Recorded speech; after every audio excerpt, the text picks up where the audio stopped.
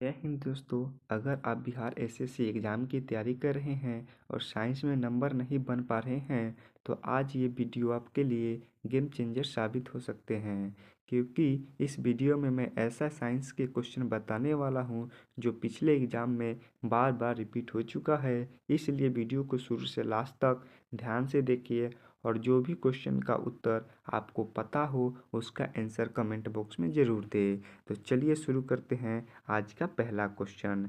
तो आज का पहला क्वेश्चन हम लोग के सामने है, आधुनिक आवर्त सारणी में वर्गों की कुल संख्या कितनी होती है।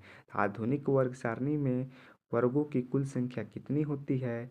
7, 18, 17 या 10। तो आधुनिक आवर्त सारणी में वर्गों की कुल संख्या 18 होती है, जो ऑप्शन नंबर 20 का बिल्कुल सही उत्तर होगा। चलिए हम लोग नेक्स्ट क्वेश्चन देखते हैं कि नेक्स्ट क्वेश्चन हम लोग के सामने क्या है। तो नेक्स्ट क्वेश्चन हम लोग के सामने है, स्याही के धब्बे को हटाने के लिए प्रयुक्त होता है। तो स्याही के धब्बे को हटाने के लिए प्रयुक्त होता है एसिटिक अम्ल, ऑक्जेलिक अम्ल या एसिटिक अम्ल या टार्टेरिक अम्ल। तो स्याही के धब्बे को हटाने के लिए प्रयुक्त होता है ऑक्जेलिक अम्ल, जो ऑप्शन नंबर 20 का बिल्कुल सही उत्तर होगा। चलिए हम लोग नेक्स्ट क्वेश्चन देखते हैं कि नेक्स्ट क्वेश्चन हम लोग के सामने क्या है।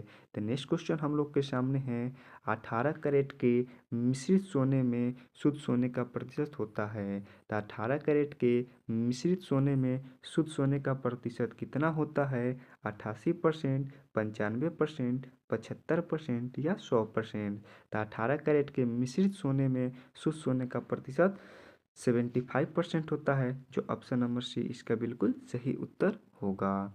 चलिए दोस्तों हम लोग नेक्स्ट क्वेश्चन देखते हैं कि नेक्स्ट क्वेश्चन हम लोग के सामने क्या है। तो नेक्स्ट क्वेश्चन है, बेवकूफ़ों का सोना के नाम से जाना जाता है। तो बेवकूफ़ों का सोना के नाम से किसे जाना जाता है? आयरन पाइराइट्स को, आयरन हाइड्रोक्साइड को, कॉपर पाइराइट्स को या इनमें से कोई नहीं। तो बेवकूफ़ों को सोना के नाम से जाना जाता है आयरन पाइराइट्स को, जो ऑप्शन नंबर ए इसका बिल्कुल सही उत्तर होगा। चलिए हम लोग नेक्स्ट क्वेश्चन देखते हैं कि नेक्स्ट क्वेश्चन हम लोग के सामने क्या है। तो नेक्स्ट क्वेश्चन हम लोग के सामने है, हीलियम के नाभिक में होते हैं। तो हीलियम के नाभिक में होते हैं 2 प्रोटॉन तथा 2 न्यूट्रॉन, 2 इलेक्ट्रॉन तथा 2 प्रोटॉन, 2 इलेक्ट्रॉन तथा 1 न्यूट्रॉन या 1 न्यूट्रॉन तथा 1 इलेक्ट्रॉन। तो हीलियम के नाभिक में क्या होते हैं? तो हीलियम के नाभिक में होते हैं 2 प्रोटॉन तथा 2 न्यूट्रॉन, जो ऑप्शन नंबर ए इसका बिल्कुल सही उत्तर होगा। चलिए हम लोग नेक्स्ट क्वेश्चन देखते हैं कि नेक्स्ट क्वेश्चन हम लोग के सामने क्या है। तो नेक्स्ट क्वेश्चन हम लोग के सामने है, तंबाकू की पत्तियों में होता है। तो तंबाकू की पत्तियों में क्या होता है?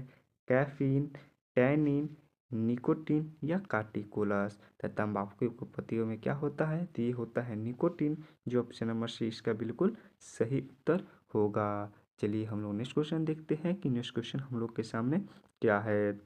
नेक्स्ट क्वेश्चन हम लोग के सामने है, कोशिका में पाए जाने वाला आनुवांशिक पदार्थ क्या होता है। तो कोशिका में पाए जाने वाला आनुवांशिक पदार्थ क्या होता है? आरएनए, डीएनए, आरएनए तथा डीएनए या इनमें से कोई नहीं। तो कोशिका में पाए जाने वाला आनुषंगिक पदार्थ क्या है? तो ये होता है डीएनए, जो ऑप्शन नंबर बी इसका बिल्कुल सही उत्तर होगा। चलिए हम लोग नेक्स्ट क्वेश्चन देखते हैं कि नेक्स्ट क्वेश्चन हम लोग के सामने क्या है। तो नेक्स्ट क्वेश्चन हम लोग के सामने है, मानव शरीर में अंटअमीबा हिस्टोलिका कहाँ पाया जाता है। तो मानव शरीर में अंटअमीबा हिस्टोलिका कहाँ पाया जाता है? लीवर में, आंत में, पेट में या अग्नाशय में। तो मानव शरीर में अंटअमीबा हिस्टोलिका ये पाए जाते हैं लीवर में, जो ऑप्शन नंबर बी इसका बिल्कुल सही उत्तर होगा। चलिए हम लोग नेक्स्ट क्वेश्चन देखते हैं कि नेक्स्ट क्वेश्चन हम लोगों के सामने क्या है। तो नेक्स्ट क्वेश्चन हम लोग के सामने है, किस रुधिर वर्ग में एंटीबॉडी नहीं पाई जाती है। तो किस रुधिर वर्ग में एंटीबॉडी नहीं पाई जाती है? ए बी में, ओ में, बी में या ए में। तो किस रुधिर वर्ग में एंटीबॉडी नहीं पाया जाता है? तो ये नहीं पाया जाता है antibody, option number A B में जो होता है एंटीबॉडी नहीं पाया जाता है, जो ऑप्शन नंबर ए इसका बिल्कुल सही उत्तर हो जाएगा। चलिए हम लोग नेक्स्ट क्वेश्चन देखते हैं कि नेक्स्ट क्वेश्चन हम लोग के सामने क्या है। तो नेक्स्ट क्वेश्चन हम लोग के सामने है, सबसे भारी तत्व कौन सा है। तो सबसे भारी तत्व कौन सा है? लिथियम, ओसेमियम, कॉपर या हाइड्रोजन। तो सबसे भारी तत्व कौन सा है? ये है ओसेमियम, जो ऑप्शन नंबर बी इसका बिल्कुल सही उत्तर होगा। चलिए दोस्तों, हम लोग नेक्स्ट क्वेश्चन देखते हैं कि नेक्स्ट क्वेश्चन हम लोग के सामने क्या है। तो नेक्स्ट क्वेश्चन हम लोग के सामने है, कच्चे फलों को पकाने में प्रयोग लाई जाने वाली गैस कौन सी है। तो कच्चे फलों को पकाने में प्रयोग में लाई जाने वाली गैस कौन सी है। एसिटिलीन, एथिलीन या ए और बी दोनों, या इनमें से कोई नहीं। तो कच्चों पकाने के लिए फल में प्रयोग में लाया जाता है वो है एसिटिलीन और एथिलीन दोनों होता है, जिसका सही उत्तर ऑप्शन नंबर सी इसका हो जाएगा। चलिए हम लोग नेक्स्ट क्वेश्चन देखते हैं कि नेक्स्ट क्वेश्चन हम लोग के सामने क्या है। तो नेक्स्ट क्वेश्चन है, मानव शरीर में सर्वाधिक शक्तिशाली पेशी कौन सी है। तो मानव शरीर में सर्वाधिक शक्तिशाली पेशी कौन सी है। जबड़ा, कंडरा, लिगामेंट या इनमें से कोई नहीं। तो मानव शरीर में सर्वाधिक शक्तिशाली पेशी है जो ये है जबड़ा, जो ऑप्शन नंबर ए इसका बिल्कुल सही उत्तर होगा। चलिए हम लोग नेक्स्ट क्वेश्चन देखते हैं कि नेक्स्ट क्वेश्चन हम लोग के सामने क्या है। तो नेक्स्ट क्वेश्चन हम लोग के सामने है, किस विटामिन के कमी के कारण हृदयघात हो सकता है। तो किस विटामिन के कमी के कारण हृदयघात हो सकता है। Vitamin B1, vitamin D, vitamin C या विटामिन ई। तो किस विटामिन के कमी के कारण हृदयघात हो सकता है, तो ये होगा विटामिन B1, जो ऑप्शन नंबर ए इसका बिल्कुल सही उत्तर होगा। चलिए दोस्तों, हम लोग नेक्स्ट क्वेश्चन देखते हैं कि नेक्स्ट क्वेश्चन हम लोग के सामने क्या है। तो नेक्स्ट क्वेश्चन हम लोग के सामने है, झूला झूलते हुई कोई व्यक्ति झूला पर खड़ा हो जाए तो इसका अर्थ क्या होगा। तो झूला झूलते कोई व्यक्ति झूला पर खड़ा हो जाए तो इसका वर्ष कल क्या प्रभाव पड़ेगा, या इसका वर्ष कल में क्या चेंजेज आएंगे। तो घट जाएगा, बढ़ जाएगा, अपवर्तित रहेगा या समान रहेगा। तो झूला झूलते कोई व्यक्ति झूला पर खड़ा हो जाए तो उसका लंबाई घट जाएगा, तो उसका आवर्तकाल क्या होगा, घट जाएगा, जो ऑप्शन नंबर ए इसका बिल्कुल सही उत्तर होगा, क्योंकि आवर्तकाल लंबाई पर निर्भर करता है दोस्तों। चलिए हम लोग नेक्स्ट क्वेश्चन देखते हैं कि नेक्स्ट क्वेश्चन हम लोग के सामने क्या है। तो नेक्स्ट क्वेश्चन हम लोग के सामने है, पृथ्वी के लिए पलायन वेग का मान कितना होता है।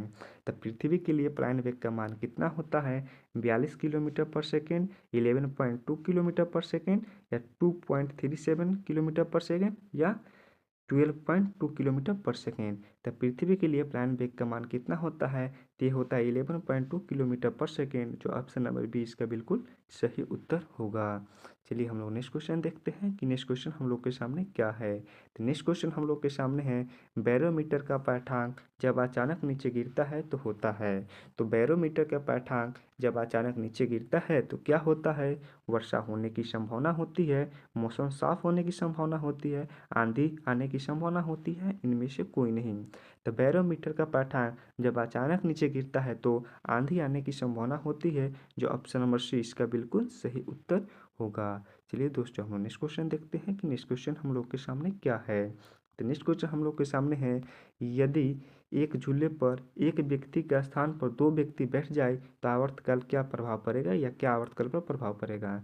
यदि एक व्यक्ति के स्थान पर किसी झूले पर दो व्यक्ति बैठ जाए तो उसके आवर्तकाल पर क्या प्रभाव पड़ेगा, घट जाएगा, बढ़ जाएगा, अपवर्तित रहेगा या समान रहेगा।